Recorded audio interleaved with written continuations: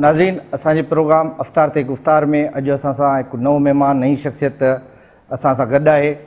आजिज़ धामरा सिंध में सियासी हवाले सां कंहिं बि तारुफ़ जो मुहताज न आहे। पाण सिंध मां चूंडियल सेनेट ऑफ पाकिस्तान जा मेंबर आहिनि ऐं संदन तालुक़ु पाकिस्तान पीपुल्स पार्टी सां आहे।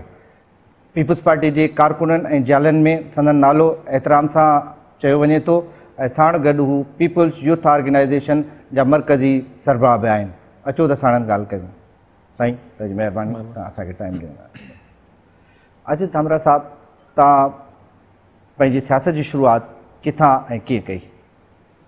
रफ़ीक साहब, पीपुल्स पार्टी जो आउं बाय बर्थ कारकुन आहियां ऐं जॾहिं शहीद ज़ुल्फ़कार अली भुट्टो अयूबी आमरियत खां जॾहिं काबीना मां निकितो ऐं जॾहिं हुन मुल्क में हिकिड़ो महसूसु कई त हिन मुल्क जे घुट ऐं ॿूसट वारे हिन माहौल में ऐं अवामी तौर ते हिकु जमात जी सख़्तु ज़रूरत आहे पाकिस्तान जे अंदरि, तेॾी महिल हुन पूरे पाकिस्तान ऐं सिंध जा दौरा कया त हिकिड़ी अवामी सतह जी का पार्टी ठाहिजे। हुन नवाबशाह में जॾहिं शहीद ज़ुल्फ़कार अली भुट्टो तशरीफ़ फरमा थिया त उन टाइम जेका नाइट स्टे हुई उहा साईं मरहूम इमदाद मोहम्मद शाह साहब जिन जे घर सोसाइटी कराची में कयूं ऐं उनखे बि दावत ॾिनूं पीपुल्स पार्टी में अचण जी ऐं साईं उन टाइम रिफ्यूज़ कयो। उनखां पोइ अवामी लीग जी हिकिड़ी ॿी शख़्सियत नवाबशाह में रहंदी काज़ी फैज़ मोहम्मद, उन सां भुट्टे साहब जी मुलाक़ात थी ऐं उन में पीपुल्स पार्टी में उनखे शिरकत जी दावत मिली। काज़ी फैज़ मोहम्मद साहब पाण पीपुल्स पार्टी जॉइन त कोन कई, पर भुट्टे साहब खे चयूं त मां पंहिंजा ॿ शागिर्द तव्हांजे हथ में ॾियां थो उनजी बांह ऐं इनशाला उहो तव्हां सां तोड़ कंदा। पोइ उन में मुंहिंजा ॾाॾा काज़ी मोहम्मद बख्श धामरा मरहूम ऐं अब्दुल फ़ताह मरहूम मेमण जेको पोइ नेशनल असेंबली जो डिप्टी स्पीकर बि थियो, उहे जेको आहे सो भुट्टे साहब जे हुन हवाले कया ऐं पोइ इहो डिसाइड थियो त ॿिए ॾींहुं सुबुह जो नाश्तो जेको आहे उहो काज़ी मोहम्मद बख्श धामरा साहब मुंहिंजे ॾाॾा साईं जे रिहाइशगाह ते थींदो, अज़ीज़ मंज़िल धामरा रोड नवाबशाह में। ऐं पोइ ईअं ई थियो ऐं ब्रेकफास्ट भुट्टे साहब जेको आहे उते असांजे घर नवाबशाह में कई ऐं ईअं ई भुट्टे साहब सां हुनजो ॻांढापो थी वियो पीपुल्स पार्टी खां क़ाइमु थियण खां अॻु में जो। ऐं हिते कराची में काज़ी साहब सिंध मुस्लिम लॉ कॉलेज में स्टूडेंट हुया। भुट्टो साहब जेको आहे जॾहिं मिनिस्टर हुया अयूब कैबिनेट में त उते लेक्चर ॾियणु ईंदा हुआ शागिर्दनि खे, त उतां खां बि हिकिड़ी पोइ लिंक ठही ऐं हो जमालो हिकिड़ो ग्रुप हूंदो हो सिंधी शागिर्दनि जो कराची जे अंदरि, त कॉलेजनि में या यूनिवर्सिटी में जेके फंक्शन थींदा हुआ हुन में काज़ी साहब वारा हो जमालो ते डांस कंदा हुआ। पोइ सॼो ग्रुप पीपुल्स पार्टी में शामिलु थियो ऐं ईअं जॾहिं पीपुल्स पार्टी जो वजूदु आयो त असांजी फैमिली जो हुन सां तालुक़ु आहे। मुंहिंजी थर्ड जनरेशन आहे असांजे ख़ानदान जी जेका पीपुल्स पार्टी सां वाॻियल आहे। साईं, जीअं तव्हां ॿुधायो त तव्हांजी टी नसुल आहे जेका पाकिस्तान पीपुल्स पार्टी, तव्हांजे ख़ानदान जूं पीपुल्स पार्टी लाइ कहिड़ियूं क़ुर्बानियूं आहिनि, असांजे नाज़रीन लाइ कुझु ॿुधाईंदा? बिल्कुलु रफ़ी साहब, जॾहिं भुट्टो साहब पावर में आयो त उन टाइम त सभई हिकिड़ो इक़्तिदार जी हिकिड़ी ॻाल्हि हुई ऐं उनखां पोइ 5 जुलाई 1977 ते जॾहिं कू थियो डेमोक्रेसी जे ख़िलाफ़ु त उन में हिकिड़ो वॾो अताब हो ऐं हिकिड़ो तमामु सियासी कारकुननि जो हिकिड़ो इम्तिहान शुरू थी वियो हलियो। उन में काज़ी साहब जी जेका कमिटमेंट हुई माण्हुनि सां ऐं पंहिंजी पार्टी लीडरशिप सां ऐं पूरी फैमिली जी असांजी मतिलबु काज़ी साहब जी, असां बेसिकली डिस्ट्रिक्ट सांगड़ में ॻोठ आहे असांजो, काज़ी साहब जेके आहिनि उहे सियासत जे हवाले सां नवाबशाह शहर में रहंदा। त जेको आमरियत जे दौर में काज़ी साहब जा जेके जेल हुया ऐं नथो सम्झां त उहे आउं ॻणी सघां थो त केतिरी तइदाद में हुनजे फर्ज़ंदनि जा या हुनजे भाइरनि जा ऐं अयूबी आमरियत में ख़ुदि काज़ी साहब जा जेके वॾो भाउ दोस्तमंद ख़ान धामरा जेको फ़ैसिलनि करण जे हवाले सां तमामु हिकिड़ो असरअंदाज़ हूंदो शाहपुर चाकर में, उन्हनि खे कोड़ा लॻा, संदसि भाणेजनि खे कोड़ा लॻा ऐं पाण संदसि टोटल ख़ानदान ऐं उन में काज़ी साहब खे बाबाई जेल जो लक़ब मिलियो ऐं तमामु जेको सियासी हल्को हो उहो पीपुल्स पार्टी में हुजे या पीपुल्स पार्टी खां ॿाहिरि हुजे, छो जो उन टाइम जेके जेल हुआ उहे दरसगाहूं ऐं सियासी कारकुननि जो हिकिड़े राब्ते जो ज़रियो जेके आहे उहो सिंध जा जेल आहे ऐं इन करे काफ़ी माण्हुनि जी कोशिशि हूंदी त जेकॾहिं जेल में वञे त का शइ सिखी अचिबी। सो इन करे काज़ी साहब बाबा जेल हो सिंध जे सभिनी जेलनि में, संदसि बिसरा संदसि भेणूं हुजनि या संदसि भाइर हुजनि कंहिंजो मुंहुं ॾिसी न सघियो इन पर्पज़ जे करे त उहो जेलनि में हूंदो हो। संदसि पुटनि जा मार्शल आर्ट दौर में क़ैदी रहिया आहियूं असां ऐं असां जीअं होश संभालियो तीअं 86 में जॾहिं फ़क़ीर इक़बाल इसबाणी शहीद थियो त आउं बाक़ाइदा सपाफ जो मेंबर थियुसि। शाहपुर चाकर हाई स्कूल में उहिदेदार हुयुसि, पोइ गवर्नमेंट डिग्री कॉलेज में, पोइ वरी पीपुल्स बारड़ा संगत ठही उनजो मरकज़ी जॉइंट सेक्रेटरी हुयुसि, पोइ सिंध यूनिवर्सिटी जो प्रेस सेक्रेटरी, मरकज़ी राब्ता सेक्रेटरी, चीफ ऑर्गेनाइज़र ऐं सूबाई जनरल सेक्रेटरी सपाफ, पोइ वरी यूथ जो सालला बीबी दुबई मां मूंखे रखियो जनरल सेक्रेटरी, पूरी 2006 में अप्रैल में बि दुबई मां मूंखे यूथ जी सूबाई सदार रखी। त इन करे कुर्बानी घणे कोन थी सघे, ऐं थी सघे थो असांखां वधीक पीपल्स पार्टी जे अंदरि लातादाद माण्हुनि जी ॿी इलाही सारियूं कुर्बानियूं ऐं कंट्रीब्यूशन रही आहे। त उहे गुमनाम सिपाही जेके न सॼी हलचल जा हिकिड़ो हुया, 83 जी तहरीक हुजे, 86 जी तहरीक हुजे, पर कादी साहब जो वरी हिकिड़ी नोयत इहा हुई त हुन ख़ुदि पीपल्स पार्टी जे दौर जे अंदरि, भुट्टे साहब जे दौर जे अंदरि 3 महीना ऐं जेल कटियो। जेको क़ैद जेको आहे 3 महीननि जो, उहो मुनफ़रिद आहे, इन करे त संदसि गवर्नमेंट ई ऐं भुट्टे साहब या कादी साहब तमामु वेझा हिकिड़ा कारकुन बि हुया ऐं हिकिड़ो दोस्तनि में शुमारु थींदो। त उहो जेको क़ैद आहे उहो थोरो अलॻि थलॻि आहे, बाक़ी त आमिरत जे ख़िलाफ़ लातादाद हिकिड़ी जदोजहद आहे। धामरा साहब, पीपल्स पार्टी त चवंदा आहिनि त कख खे लखपति कंदी आहे, ऐं केतिरा ई माण्हू असां ऐं तव्हांजे साम्हूं जेके छली खणी आया हुआ उहे हींअर कंटेनर खणी वापसि वञनि था पीपल्स पार्टी में रही करे। आजिज़ धामरा इन सॼे जेको आहे सो उनखां महरूम छो आहे?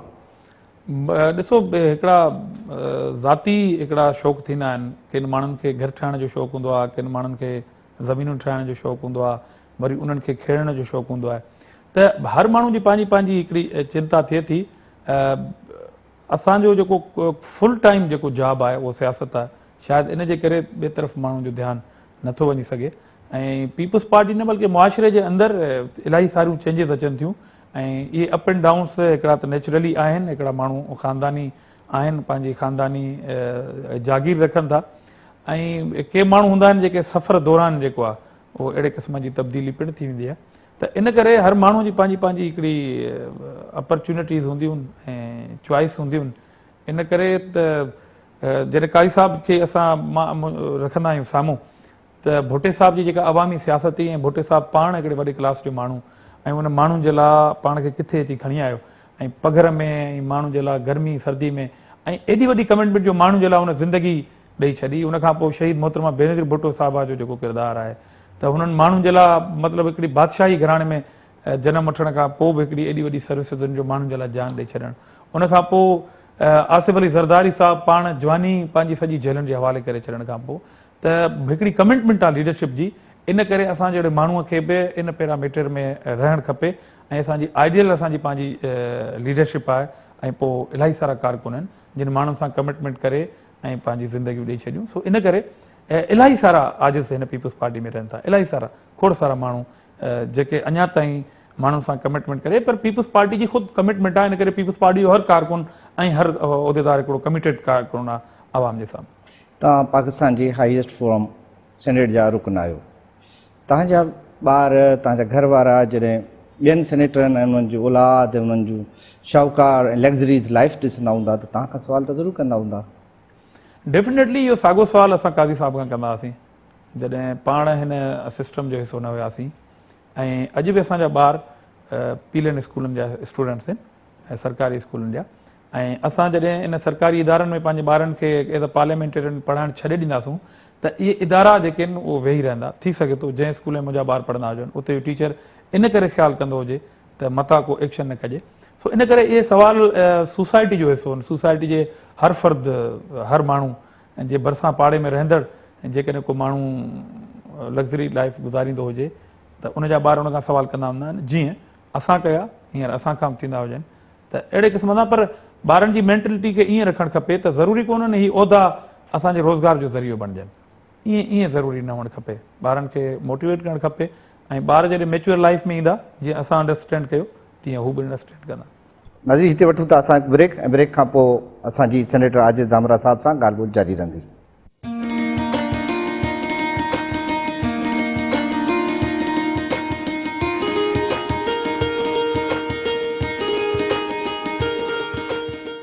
नाज़रीन, असीं वापसि अची विया आहियूं ऐं सेनेटर आजिज़ धामरा साहब सां असांजी कचहरी जारी आहे। आजिज़ साहब, पहिरियों रोज़ो यादि आहे कॾहिं रखियो? पहिरियों रोज़ो ॿाराणी जेका रीस हूंदी आहे उनजे बुनियाद ते मूं रखियो हो। ऐं मूं सम्झां थो त को 6 सालनि जे अंदरि उहो असां रोज़ो रखियो, ऐं उनखे पोइ कंटिन्यू मूं कयो। सिर्फ़ु गुज़िरियल 2 सालनि खां अॻे ताईं उहो कंटिन्यू हुया, छो जो हींअर आउं मेडिकल पॉइंट ऑफ व्यू खां डायबिटिक आहियां, इन करे रोज़ा नथो रखां। पर उहे जेके रोज़ा हुआ उहे हिकिड़ी ॿारहणी कॉम्पिटिशन हुई ऐं रीस हुई त शाम जो जेकॾहिं रोज़ा रखंदड़ ॿार खे एॾो प्रोटोकॉल मिले थो, पोइ असीं छो महरूम रहूं। इन करे जॾहिं रोज़ा रखंदासूं त पोइ शाबाश बि मिलंदी ऐं ख़र्ची बि मिलंदी, ऐं पोइ वरी गरम ॾींहंनि में हूंदा पोइ मिड़ई भुल चुक में मंझंदि जे टाइम पाणी जेको आहे सो पी वठंदासीं, पर उहो वरी भुल शो थींदी हुई असांजी। ॿारहणी ज़िंदगी किथे गुज़री ऐं कीअं गुज़री? आउं माठणी तबियत जो माण्हू ऐं आहियां, कोशिशि कयां थो त आहियां, ऐं इन करे कोशिशि हूंदी त ज़िद ऐं अंगल घणो न कजे। ऐं पोइ जॾहिं आउं 7वीं क्लास में अची वियुसि, 8 में त वरी सियासी दुनिया में जॾहिं आयासीं त बिल्कुलु लाइफ चेंज थी वञे। पोइ माण्हू खे पंहिंजूं ज़ाती अंगल ख़्वाहिशूं ऐं ज़िद ऐं बहसनि ते कंप्रोमाइज़ करिणो थो पए, ऐं उन में असां कोशिशि कंदासूं त जेकॾहिं असीं सियासी कारकुन आहियूं त हाणे असांखे सोबर थियणु खपे। इन करे हरू भरू ऐं ज़िद ऐं बहस करण वारी ॻाल्हि में कोन हूंदो हुउसि। हा, अलबत्ता जेकॾहिं को ॿार मूंखे धक हणे त पोइ कावड़ जो अंदाज़ इहो हूंदो त पोइ कावड़ ईअं हूंदी त उनजा वार पटे छॾिजनि ऐं उनखे एॾी सख़्तु सज़ा ॾिजे जो जेकॾहिं केरु छॾाईंदो त ॻाल्हि ॿुधाईंदे पोइ जज़्बात में रोई पवंदो हुउसि। हालांकि मूंखे केरु मारींदो बि कोन हो, पर ॿुधाईंदे ॿुधाईंदे जज़्बात में रोइण ते कंट्रोल कोन करे सघंदो हुउसि। कावड़ कॾहिं कॾहिं ईंदी ऐं तमामु सख़्तु ईंदी। नंढपण में कीअं हुआ अजय धामरा? शरारती, शाए या ड्राए? बाअदब रहण जी कोशिशि कईसूं। जॾहिं मां ॿुधायो त 7वीं 8वीं खां जीअं पॉलिटिक्स में अची वियासीं, सियासी फैमिली असांजी हुई, ऐं सियासी फैमिली हुअण जे करे जॾहिं सुबुह जो असीं उथंदासीं त घर जे अंदरि असां वटि लस्सी हुन में कुनीअ में थींदी वाफर मिक़दार में, पाड़े जा काफ़ी ॿार लस्सी वठणु ईंदा ऐं औरतूं ईंदियूं, त उथण सां ई असांखे डेकोरम रखिणो पवंदो पंहिंजे घर में त माण्हू वेठा आहिनि, पब्लिक वेठी आहे। ऐं जॾहिं ओताग ते वेंदासीं त उते शाम जो फ़ैसिला ऐं वरी ॾाॾा साईं जिन जी या वालिद साहब जी पब्लिक डीलिंग, मुंहिंजो पंहिंजो वालिद साहब सरकारी मुलाज़िम हो, पर उहो MRD मूवमेंट जे करे उहो जेल में हले वियो, संदसि नौकिरी जनरल ज़िया जी हुकूमत में ख़तमु कई वई, उहो फ़ौजी मिलिट्री कोर्टनि जा क़ैदी रहिया। इन करे फ़ैसिलनि करण वारी ॻाल्हि, पब्लिक डीलिंग वारी ॻाल्हि 3rd जनरेशन में असां में शामिलु हुई, त इन करे कोशिशि कंदा हुआ। ऐं साइकिल हलाइण जी शहर में असांखे परमिशन कोन हूंदी, त जेकॾहिं असां जमाली साहिब खां साइकिल खणी, जमालिन जा दुकान हूंदा 2-3 असां वटि साइकिल किराए ते हलंदी, उहो ऐब हूंदो कंहिं फैमिली जो को अहिड़ो ॿारु जेको साइकिल हलाए, त माना फौरी तौर ते जेकॾहिं पाड़े में बि असां साइकिल हलाईंदासीं त वॾनि खे ख़बर पइजी वेंदी। ऐं सिनेमा ते फिल्म ॾिसणु उहो पिणु तमामु सख़्ती हूंदी त न ॾिसिजे, उन तां बि काफ़ी मारूं वॾनि जूं खाईंदा हुआसीं असां, त सिनेमा ते न आहे वञिणो ऐं साइकिल गैर ज़रूरी शहर में न आहे हलाइणी। इन करे शरारतूं एॾियूं ख़ासि मूंखे यादि कोन्हनि त मुंहिंजी शरारत जे करे कंहिं ॿार खे को या कंहिं पाड़े जे कंहिं माण्हू खे का दिलि आज़ारी थी हुजे या को नुक़सानु थियो। अजय धामरा साहब, तव्हां सिंध में उन्हनि कारकुननि ऐं उन्हनि ज़ालनि मंझां हिकु आहियो जिन शहीद ज़ुल्फ़िकार अली भुट्टो खां वठी बिलावल भुट्टो ताईं पंहिंजो सियासी सफ़र कयो आहे ऐं सभिनी सां गॾिजी कमु कयो आहे, ऐं अॼु बि अव्हां हिकु अहम उहिदे ते पंहिंजी जदोजहद खे जारी रखियो पिया अचो। शहीद ज़ुल्फ़िकार अली भुट्टो, बेनज़ीर भुट्टो साहिबा, आसिफ़ ज़रदारी साहब ऐं बिलावल भुट्टो ज़रदारी साहब, इन्हनि सभिनी जी सियासत में को फ़र्क़ु सम्झो था? इन डिफरेंट किरदार आहिनि, इन सभिनी सां तव्हां कीअं था हलो? रफ़ीक, हिकिड़ी कंटिन्यूटी आहे। मां सम्झां थो त भुट्टे ख़ानदान जी कमाल हिकिड़ी लीडरशिप जा हिकिड़ा पंहिंजा जोहर आहिनि। त शहीद ज़ुल्फ़िकार अली भुट्टो हिकिड़ी बग़ावत कई जॾहिं सिस्टम खां, ऐं हुन पार्टी जो जॾहिं क़यामु आंदो, ऐं उनखां पोइ हुन आवाम सां कमिटमेंट कंदे पंहिंजी जेका जान ॾिनी, उनखां पोइ उहो शहीद राणीअ जो जेको सफ़र शुरू थिए थो वरी, त भुट्टे साहब सां त मुंहिंजी कोन रही, पर ख़ानदानी हिकिड़ी एफिलिएशन थी ठही, ऐं कादी साहब जूं इलाही सारियूं खोड़सारियूं कचहरियूं यादगिरियूं, उन्हनि शयुनि बि असांखे उत्साहियो त हिन ख़ानदान जंहिंजी हिकिड़ी माण्हुनि जे लाइ क़ुर्बानी आहे, हिकिड़ी कमिटमेंट आहे। माण्हू छो पीपल्स पार्टी में वेठा आहिनि, हिकिड़ो त वॾो सुवालु आहे, या असीं छो पीपल्स पार्टी में वेठा आहियूं, त हिकिड़ी कमिटमेंट ॾिसूं था लीडरशिप जी, माण्हू सां हिकिड़ी कमिटमेंट आहे। उनखां पोइ मूं जहिड़ा इलाही माण्हू आहिनि जिन जे पंहिंजे पंहिंजे किरदारनि ते ॻाल्हियूं थी सघनि थियूं, हुन ते तनक़ीदूं थी सघनि थियूं, ऐं पीपल्स पार्टी ते वधि में वधि जेका तनक़ीद थी आहे उहो जेको मिडिल जेको वरी हिकिड़ो विच में अचे थो हिकिड़ो झोल आहे, उन में इलाही माण्हू आहिनि जेके पार्टियूं छॾे वेंदा आहिनि, नवाज़जी वेंदा आहिनि, माण्हुनि सां राब्तो न कंदा आहिनि, इन करे तनक़ीद थींदी आहे। त शहीद राणी जी बि हिकिड़ी कमिटमेंट कमाल जी हुई, ऐं असांजे घर सां संदसि तालुक़ु ईअं हो त नवाब शाह में हू बग़ैर कंहिं ॿुधाइण जे शेड्यूल जे ओचितो अची असांजे घर जे थले ते बीह रहंदी, ऐं हिकिड़ी पंहिंजाइप ऐं हुजत जो हिकिड़ो अंदाज़ हो जंहिंसां असां मतिलबु ख़रीद थियल आहियूं भुट्टे ख़ानदान जा।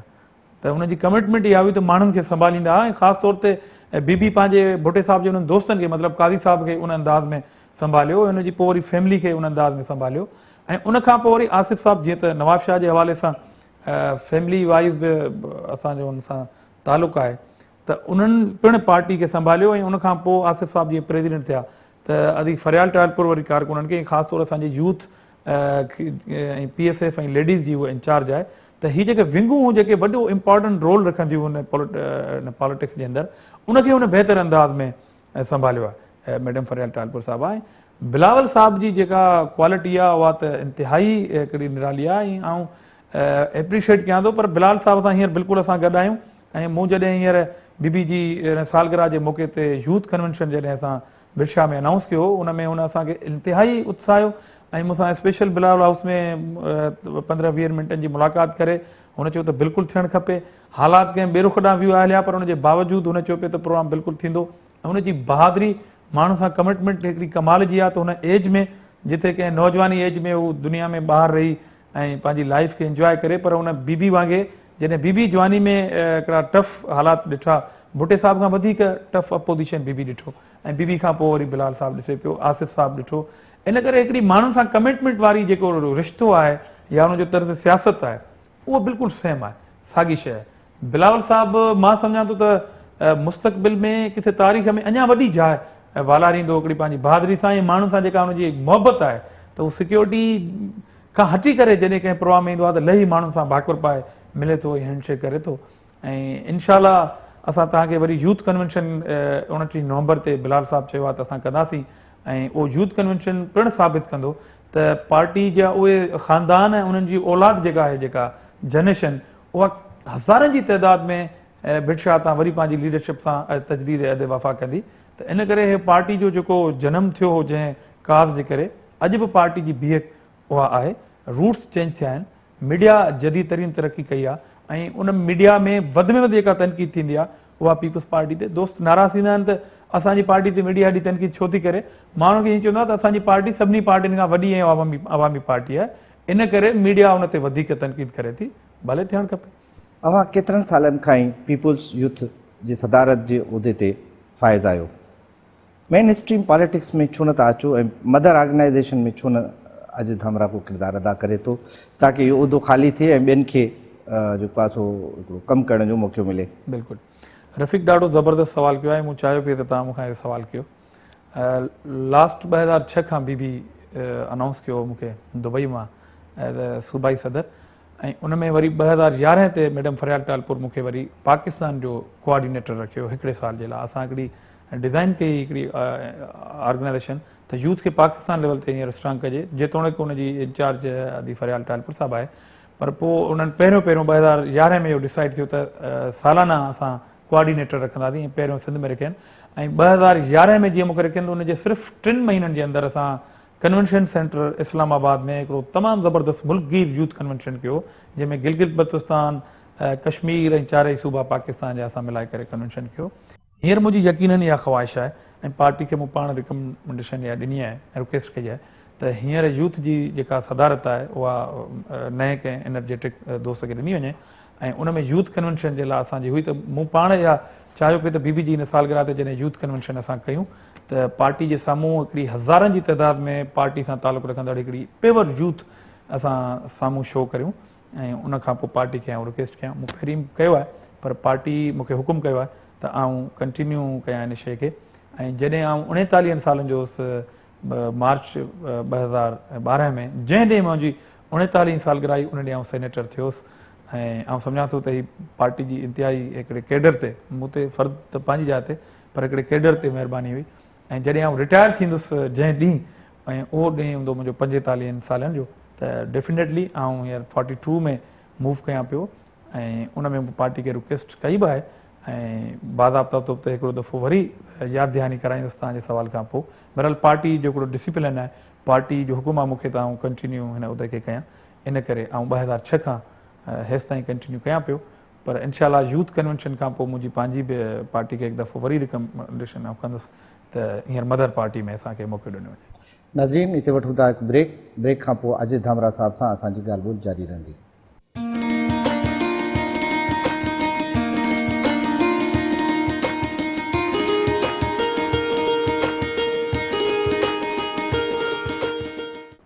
नाज़रीन असीं वापसि आया आहियूं ऐं सेनेट ऑफ पाकिस्तान जे मेंबर सेनेटर आजिज़ धामरा सां असांजी कचहरी जारी आहे।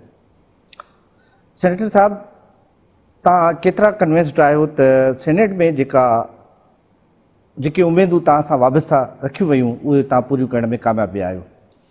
ॾिसो, सेनेट हिकिड़ो कानून साज़ आइनी हिकिड़ो इदारो आहे जिथे सूबनि जी इक्वेलिटी बेसिस ते उते नुमाइंदगी हूंदी आहे ऐं उते घटि में घटि असां जहिड़े निज पॉलिटिकल वर्कर जे वञण खां पोइ जेका असांजी लाट वई हुई या पहिरीं मोलाविश साहब वारा वेठा त अवामी जेके इशूज़ आहिनि उहे रेज़ थियनि था ऐं कानून साज़ी जेका लास्ट पीपल्स पार्टी जी हुकूमत कई उन में सेनेट जो हिकिड़ो तमामु अहम रोल हो ऐं असां जेकॾहिं कानून साज़ी जेके कंदा हुआसीं या अमेंडमेंट जेका बि थींदी हुई त उन में तमामु पॉलिटिकल जेके पार्टीज़ हूंदियूं हुयूं उन्हनि खे पहिरीं एतमाद में वठिबो, पोइ को बिल मूव कबो।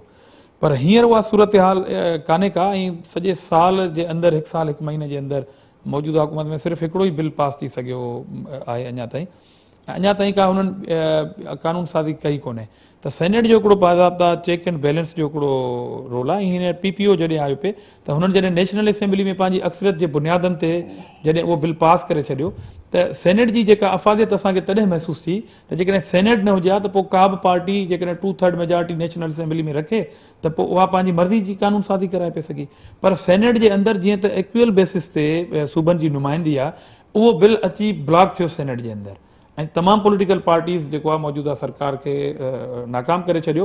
उनखां पोइ उन्हनि ॻाल्हायो ऐं पोइ वरी अमेंडमेंट्स थियूं, उनखां पोइ नेशनल असेंबली वरी हिन कानून खे मंज़ूर कयो। त चेक एंड बैलेंस बिल्कुलु आहे सेनेट जो जेको इदारो आहे ऐं सेनेट जो जेको चेयरमैन आहे उहो अॻिते हली एक्टिंग प्रेसिडेंट जी पोज़ीशन आहे हुनजी पाकिस्तान जे अंदरि।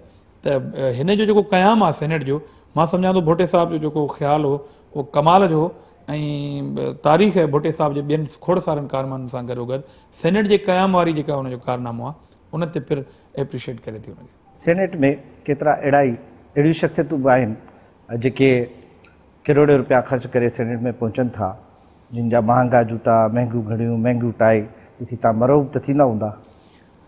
कॾहिं बि न। मूं चयो त अपॉर्चुनिटीज़ आहे ऐं ऑनेस्ट हुअण जी दावा हिकिड़ी थींदी आहे त जेकॾहिं तव्हां उन जाइ ते न आहियो, उन मक़ाम ते न आहियो ऐं पोइ जेकॾहिं चओ त ऑनेस्ट आहियां त ठीकु आहे, पर जेकॾहिं तव्हां उन सिस्टम जो हिसो हुजो ऐं जेकॾहिं पोइ बि जेकॾहिं तव्हां पाण सादा आहियो त तव्हांजो पंहिंजो ज़ाती फ़ैसिलो आहे। इन करे जेकॾहिं इहे सॼियूं तब्दीलियूं माण्हू पाण में आणणु चाहे त अची सघनि थियूं, पर कॾहिं बि न। ऐं मूंखे ज़ाती तौर ते आऊं दावा कोन थो कयां, सुभाणे थी सघे थो मूं वटि का लग्ज़री लाइफ हुजे, को वॾो घर बि हुजे ऐं गाॾियूं बि हुजनि 8-10, उनजे बावजूदि मां सम्झां थो ऐं मुंहिंजो फ़ैसिलो आहे पंहिंजो पाण सां त जेको माण्हू सियासत में आहे ऐं बुनियादी तौर ते जेकॾहिं इहे सभु शयूं सादियूं कपिड़ा, सादा कपिड़ा ऐं सादा शूज़ ऐं सादी घड़ी पातल हुजे त पोइ मुंहिंजो इहो ख़्यालु आहे ज़ाती तौर ते पंहिंजे लाइ त जेकॾहिं इहे सभु शयूं अची बि वञनि त पोइ बि माण्हू खे इन ई डिज़ाइन में रहणु खपे त बहितरु आहे। तव्हां बि सियासत में आहियो, तव्हांजी मिसिस बि सियासत में आहिनि, ॿारनि खे कीअं वक़्तु ॾींदा हूंदा? त तमामु घटि। ऐं उन में असां पाण ईअं जॾहिं ॾिठो त हाणे बि इहो सिलसिलो आहे ऐं सियासत वरी ॿितरफ़ी जॾहिं सियासत हुजे त पोइ यकीनन सफ़र कनि था ॿार, पर उन्हनि ॿारनि खे जॾहिं उहे शयूं ॾिसनि था नंढे हूंदे ऐं जॾहिं मैच्योर थींदा त एडजस्ट ज़रूरु थींदा। ऐं छो जो हिकिड़ी फैमिली वाइज़ जॾहिं तव्हां जे अॻिते त हींअर असीं सियासत खां अलॻि नथा थी सघूं, छो जो असांजो सॼो पोरियो जेको आहे उहो सियासत जे अंदरि आहे। त इन करे असांजी जेको बिज़नेस हो बेसिकली असांजो माना वालिद साहिब जो स्टोर, एजेंसियूं ठाहिण जी कोशिशि थी, एजेंसियुनि जो जेको सामान उहो असांजे ॻोठ में अची वेंदो ऐं जेके एजेंसियूं हलाईंदड़ असीं सभु जुलूसनि में उतां वरी कम जी चाचे वारा सभु जेलुनि में हलिया वेंदा। त उन टाइम फीलिंग असांजी बि हुई, हींअर बि उनजी थी सघे थी, सुभाणे इनशाला ठीकु थी वेंदी। पर सियासत मां सम्झां थो त मुआशिरे जे अंदरि उन सां गॾु असांजे पाड़े ऐं असांजे घर जे अंदरि, असांजी फैमिली जे अंदरि ज़रूरु थियणु खपे। जॾहिं सियासत छॾे ॾिनीसीं तॾहिं मिडिल ऐं लोअर मिडिल क्लास सफ़र कंदो ऐं हींअर जंहिं इलेक्शन प्रोसेस जे करे मिडिल ऐं लोअर मिडिल क्लास जेका मजबूरी आहे पार्टियुनि जी या उन्हनि शख़्सियतुनि जी समाज जे अंदरि, सभिनी पार्टियुनि जी ओवरऑल ॻाल्हि थो कयां मां असां, त उहा जेकॾहिं असां बंदि कई, असां सियासत असां जहिड़े क्लास ॻण छॾे ॾिनी त मां सम्झां थो इहा ज़्यादती हूंदी लोअर मिडिल क्लास, सॼे मिडिल क्लास जे माण्हू सां। छो जो जेकॾहिं लोअर मिडिल क्लास जो माण्हू अप्रोच मूं ताईं इज़ी रखी सघे थो ऐं जेकॾहिं मूं जितां ॿिए हंधि अप्रोच करणु शुरू कई उन माण्हूअ जॾहिं मिडिल क्लास वारे सियासत छॾी त मां सम्झां थो मिडिल क्लास जा दरवाज़ा बंदि थी वेंदा, जेका मुआशिरे लाइ बि ख़राबु आहे ऐं असांजे नसलनि लाइ बि ख़राबु आहे। पीपुल्स पार्टी तव्हां भुट्टो साहब बि ॾिठो ऐं तव्हांजे ख़ानदान तव्हांजे वॾड़नि उन सां कमु कयो, बेनज़ीर साहब बि ॾिठी। हींअर हर तरफ़ पीपुल्स पार्टी ते करप्शन, बदउनवानियुनि, बेड गवर्नेंस जा इल्ज़ाम लॻनि था। इहे इल्ज़ाम ॿुधी दुख त थींदो हूंदो आहे? ॾिसो, ॾुख ॿि तरफ़ो थींदो आहे। हिकिड़ो त हाणे इलाही शयूं क्लियर थींदियूं पियूं वञनि, इलाही सारा इल्ज़ामात पीपुल्स पार्टी ते। पीपुल्स पार्टी ते ख़ुदि बीबी शहीद राणी जॾहिं सियासत में आई त उन में मीडिया त उन हिसाब सां एॾो ग्रूम कान हुई, बल्कि हेलीकॉप्टरनि तां उनजे लाइ किरदार कुशी लाइ बेगम नुसरत भुट्टो साहब लाइ ऐं बीबी लाइ हिकिड़ा पंफलेट उछलाया वेंदा हुआ रोडनि ऐं माण्हुनि ते, उनजो ट्रायल कयो वेंदो हद खां वधीक। ॾुख हुन टाइम बि थींदो। वरी जॾहिं पार्टी हिकिड़े सेकेंड टर्म में अचे थी इक़्तिदार में त मीडिया ग्रूम थी चुकी आहे ऐं उन में इलाही सारा अहिड़ा फ़ैसिला थियनि था जंहिं ते पीपुल्स पार्टी ते अहिड़े क़िस्म जा इल्ज़ामात लॻा ऐं ख़ुदि बीबी जी टीम उन ते लॻा, हाणे अञा वधीक लॻनि था। त ॾुख उन टाइम बि थींदो आहे त मुंहिंजी पार्टी ते जिथे हेॾी वॾी क़ुर्बानी माण्हुनि जी कंट्रीब्यूशन हुजे उन ते बेजा अहिड़े क़िस्म जा इल्ज़ामात हाणे हिकिड़े साल जे अंदरि मामलात क्लियर था थियनि। नदीपुर प्रोजेक्ट हो, पीपुल्स पार्टी जे दौर में ख़राबु हो, थी नथो सघे, मशीनूं साड़े छॾियऊं, प्राइम मिनिस्टर इफ्तिताह कयो आहे, कमिटमेंट पूरी न थी सघी, उनजी मशीनरी उहा प्रोडक्शन नथी ॾेई सघे। छा हींअर बि करप्शन थी? इन करे इलाही अहिड़ियूं शयूं हूंदियूं आहिनि जेके फ़र्दनि जूं ग़लतियूं पार्टी ते थोपियूं वेंदियूं आहिनि। किथे किथे जेका क्राइटेरिया आहे तनक़ीद जी उनखां वधीक पीपुल्स पार्टी ते तनक़ीद कई वई। जिथे प्रेसिडेंट पंहिंजा पावर पार्टी जो को चेयरमैन थी आसिफ अली ज़रदारी साहब पंहिंजा पावर अवाम जे डायरेक्ट नुमाइंदे प्राइम मिनिस्टर ॾे ट्रांसफर करे छॾिया हुजनि त उनजी वाखाण पिणु पार्टियुनि जे खाते में वञणु खपे। ही हूंदा आहिनि पार्टियुनि जा फ़ैसिला। जेकॾहिं पार्टी डिसीशन बहितर कयो आहे तव्हांखे तारीख़ लिखंदी ऐं बहितर फ़ैसिला कया आहिनि। जेकॾहिं पार्टी लीडरशिप को ग़लति फ़ैसिलो कयो आहे जंहिंसां मुल्क जी सालमियत खे ख़तरो पहुतो आहे त उहो पार्टी जे खाते में रखणु खपे। बाक़ी इंडिविजुअली जेकॾहिं कंहिं ग़लति कमु कयो आहे त उहा सज़ा उनखे मिलणु खपे, उहा पार्टी जे मथां न अचणु खपे। त ॾुख इन हवाले सां ज़रूरु थींदो आहे। अजीत धामरा साहब, धामरा ख़ानदान जो चोथों नस्ल बि पीपुल्स पार्टी में शामिल थियण जी ख़्वाहिश रखे थो? बिल्कुलु। पहिरीं ॻाल्हि त ॿार आज़ादु आहिनि, असां बिल्कुलु आज़ादु हुआसीं। असांखे कॾहिं बि काज़ी साहिबु इहो कोन चयो त तव्हांखे हरू पीपुल्स पार्टी जी सियासत करणी आहे। बल्कि मूंखे यादि आहे त काज़ी साहिबु असांखे इहो चयो त तव्हां आज़ादु आहियो ज़हनी तौर ते, मता इहा ॻाल्हि सम्झो त असांखे रुॻो भुट्टे ख़ानदान सां गॾु हलिणो आहे। जेकॾहिं इहा ॻाल्हि महसूसु कयो त सियासत जी हिन सॼे पाकिस्तान जे अंदरि हिन सिस्टम में पीपुल्स पार्टी ऐं भुट्टे ख़ानदान जेका कंट्रीब्यूशन आहे ऐं मेरिट ते जेकॾहिं भुट्टो ख़ानदान लहणे थो तव्हां सां वाबस्तगी त ठीकु आहे, अदरवाइज़ ठहियो। ऐं जॾहिं असांजा ॿार इहो महसूसु कंदा सियासत जी दुनिया जे अंदरि त गड़ी ख़ुदा बख़्श भुट्टो जहिड़ो क़ब्रिस्तान कंहिं बि सियासी पार्टी वटि न आहे, त मां सम्झां थो त सियासी ॿार हूंदा ऐं सियासी ॿारनि खे असां इहो बाउंड कोन कंदासीं, पर गड़ी ख़ुदा बख़्श भुट्टो जो क़ब्रिस्तान ऐं उहा क़ुर्बानी उन्हनि ॿारनि खे चकमक वांगुरु पाण ॾांहुं मुतवजा कंदी त भुट्टे ख़ानदान जी जेका सियासत आहे उहा माण्हुनि सां कमिटमेंट आहे। ऐं बिलावल साहब जो जेको तर्ज़ सियासत आहे उहो आईंदा नसलुनि खे, धामरा फैमिली जेके ऐं सिंध ऐं पाकिस्तान जे आईंदा नसलुनि खे भले इहे पार्टियूं थोरो हली घुमी फिरी वठनि, पर वरी बि ॻाल्हि अची पीपुल्स पार्टी ते बीहंदी, भुट्टे ख़ानदान वटि बीहंदी ऐं उहा कमिटमेंट जेका गड़ी ख़ुदा बख़्श भुट्टो जी सूरत में असां वटि मौजूदु आहे पाकिस्तान जी सियासी तारीख़ में, उहा असांजे ॿारनि खे ऐं ॿियनि ॿारनि खे पाण ॾांहुं ज़रूरु मुतवजा कंदी। तव्हांजी महिरबानी। नाज़रीन, ही हुआ सेनेटर आजिज़ धामरा जंहिंसां असांजी तमामु दिलचस्प ऐं काफ़ी मौज़ूअनि ते ॻाल्हि ॿोल रही। सादगी पसंदि इंसान ऐं अवाम दोस्त शख़्सियत आहिनि। सुभाणे असांजी कंहिं नई शख़्सियत नए पार्लियामेंटेरियन सां असांजी कचहरी हूंदी। हिन महिल वठूं था इजाज़त। अल्लाह वाहे।